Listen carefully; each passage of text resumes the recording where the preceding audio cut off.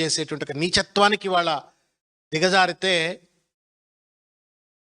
రేవంత్ రెడ్డి లాంటి ఒక దిగజారుడు మనస్తత్వం ఉన్న వ్యక్తి ముఖ్యమంత్రి కుర్చీలో కూర్చుంటే ఎంతో ఔన్నత్యమైనటువంటి ఒక కాంగ్రెస్ పార్టీ ఎట్లాగా దిగజారిపోతుంది అనటానికి వాళ్ళ నిదర్శనం ఇవాళ.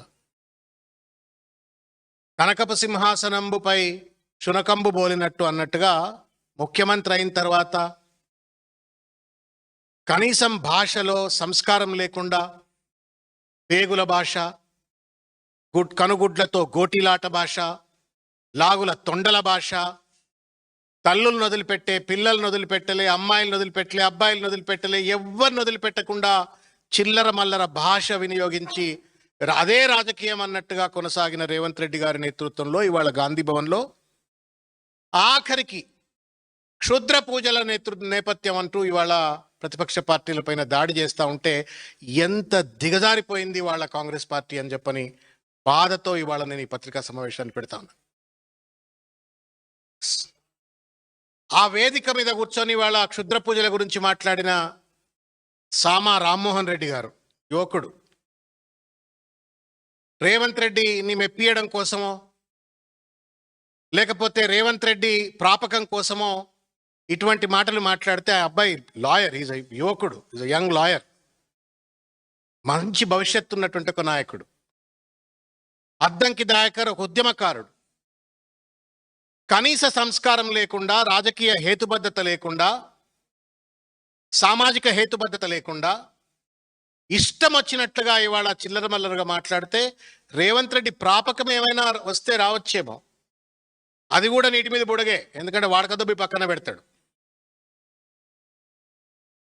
కానీ ప్రజల్లో మీరు పలచన అవుతున్నారు, పార్టీని కూడా పలచన చేస్తున్నారు అనే ఒక విషయాన్ని దయచేసి మా సోదరులు గుర్తుపెట్టుకోవాలని చెప్పని కోరుకుంటూ, ఆ వేదిక గాంధీ భవన్ వేదిక మీద దామోదరం సంజీవయ్య గారు మాట్లాడినారు, అదే వేదిక మీద కూర్చొని పివి నరసింహారావు గారు మాట్లాడినారు, అదే వేదిక మీద కూర్చొని నాకు ఇద్దరు మేధావులు తెలంగాణలో అని చెప్పిన రేవంత్ రెడ్డి గారి మేధావులు ఇద్దరు, కేశవరావు గారు మాట్లాడినరు, జయపాల్ రెడ్డి గారు మాట్లాడినరు, నీలం సంజీవరెడ్డి గారు మాట్లాడినరు, బ్రహ్మానందరెడ్డి గారు మాట్లాడినరు, ఇవాళ బతికున్న చిన్నారెడ్డి గారు కూడా మాట్లాడుతూనే ఉన్నారు.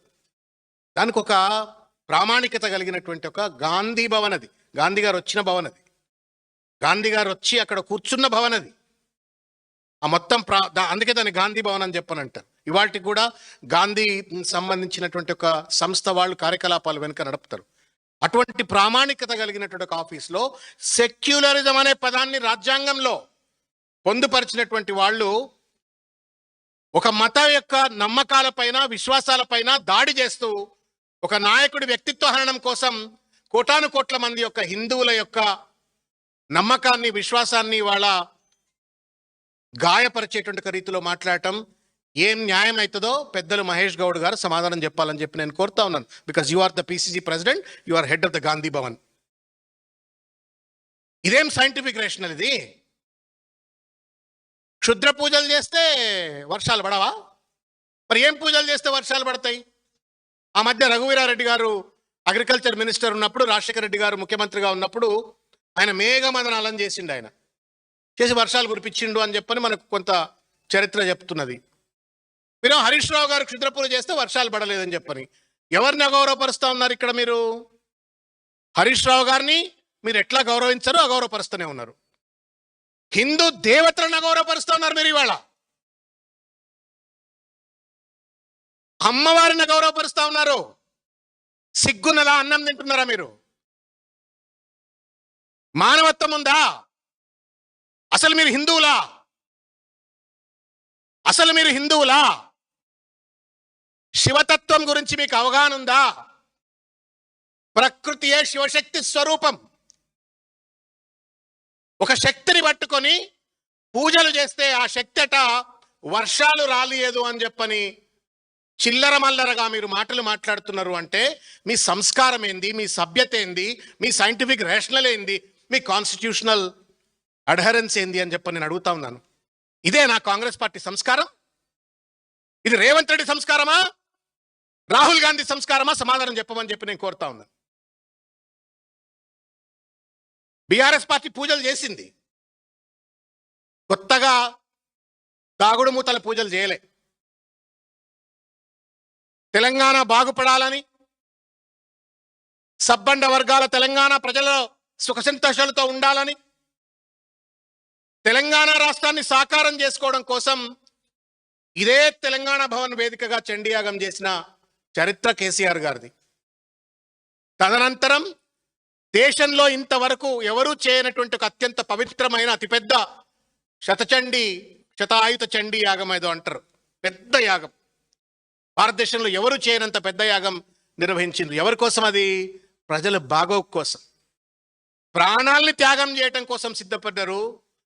ప్రజల బాగోగుల కోసం పూజలు చేసిండ్రు, పదవులను త్యాగం చేసిండ్రు. కానీ ప్రజలు చెడిపోవడం కోసం పూజలు చేసే చిల్లర సంస్కృతి సంస్కారం ఉన్నటువంటి ఒక పార్టీ కాదు, నాయకత్వం కాదు అనేట ఒక విషయం దయచేసి గుర్తుపెట్టుకోవాలని చెప్పని సందర్భంగా నేను కోరుతా ఉన్నాను. నాకు బాగా గుర్తున్నా, ఎన్టీ రామారావు గారు ముఖ్యమంత్రిగా ఉన్నప్పుడు ఇట్లనే చిల్లర ప్రచారం చేసిండ్రు. ఆయన ముఖ్యమంత్రి ఉన్నప్పుడు శవాల మీద ఎన్టీ రామారావు గారు కూర్చొని రాత్రులు పూజలు చేస్తున్నాడు పదవులు కాపాడుకోవడం కోసం అని చెప్పని కొన్ని వర్గాలు అప్పుడు పుకార్లు సృష్టించినాయి. అదే వర్గం ఇవాళ హరీష్ రావు గారు క్షుద్ర పూజలు చేసినాయి అని చెప్పని వాళ్ళ ప్రచారం చేస్తున్నారు. హరీష్ రావు గారు ఈ మధ్యకాలంలో బీఆర్ఎస్ పార్టీ హరీష్ రావు గారు అనేక అంశాలు లేవనెత్తిండ్రు, స్కామ్స్ లేవనెత్తిండ్రు. ప్రజల్లో తీవ్రమైనటువంటి ఒక తిరుగుబాటు వస్తూ ఉంది వాళ్ళ రేవంత్ రెడ్డి ప్రభుత్వం మీద, కాంగ్రెస్ ప్రభుత్వం మీద.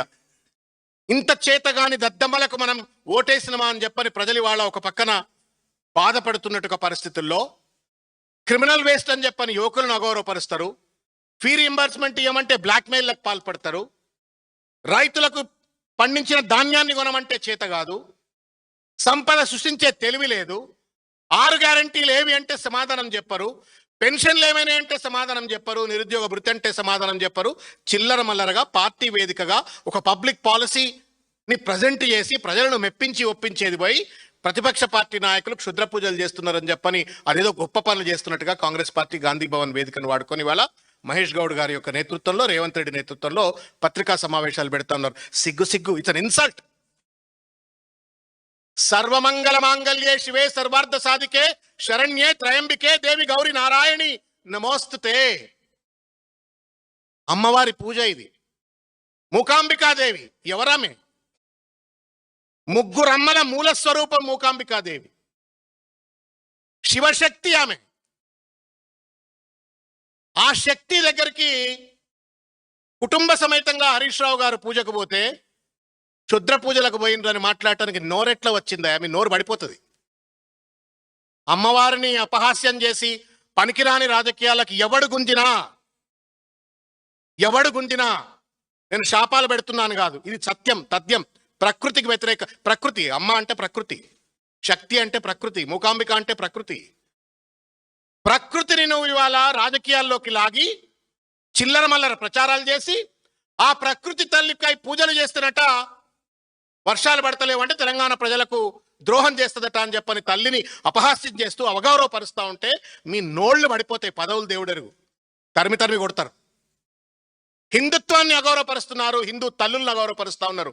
రాజకీయాల కోసం, పనికిరాని రాజకీయాల కోసం ఇవాళ చిల్లర మల్లరగా ఇవాళ దేవతలను కూడా వదిలిపెట్టారు. మీరు తండ్రి లాంటి కేసీఆర్ని వదిలిపెట్టారు, తల్లుల్ని వదిలిపెట్టారు, కొడుకులను వదిలిపెట్టారు, ఆఖరికి దేవతలను కూడా వదిలిపెట్టారు అని చెప్పని నేను అడుగుతా ఉన్నాను ఇవాళ.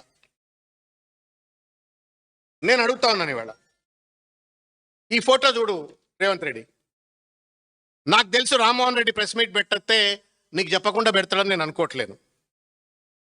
నువ్వే పెట్టించుంటావు.